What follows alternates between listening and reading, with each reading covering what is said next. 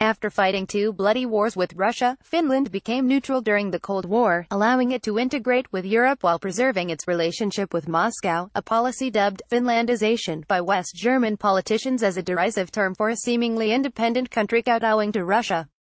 Finnish politicians humorously characterized the policy behind closed doors as the art of bowing to the East without mooning the West. In reality, the policy was far more nuanced, involving tough behind-the-scenes talks with Soviet leaders, some of them taking place in a sauna, to keep Finland independent and outside the Warsaw Pact, earning Kekkonen credit for leading Finland's emergence in the post-war years. This balancing act also helped make Finland a go-to host for major international summits.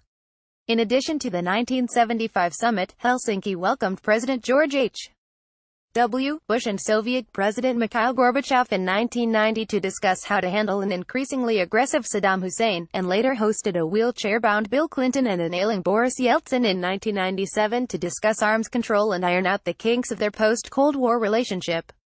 Since the collapse of the Soviet Union, Finland has increasingly turned westward, joining the European Union in 1995 and adopting the euro in 1999.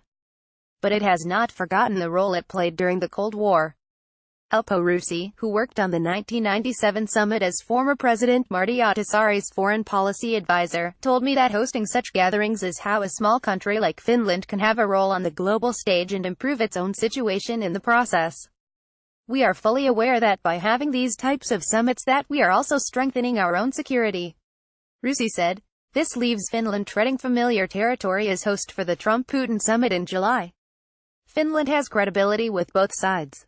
Anna Wieslander, the director for Northern Europe at the Atlantic Council think tank, told me. That's what made Helsinki a smart choice. Speaking to journalists on Thursday, Niinisto touted Finland's organizational prowess in hosting high-level meetings, saying that his country's long-standing track record made it an appealing, known commodity to both Moscow and Washington. Main concern, Wieslander said, is less to do with the host and more about what happens between the American and Russian presidents. While many European governments see the logic in sitting down with Putin, there's less confidence that Trump will hold the West's line during the talks. Finland can't control what Trump does or says.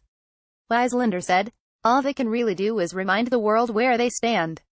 Reid Standish is a journalist based in Helsinki, Finland, and a former editor with Foreign Policy magazine.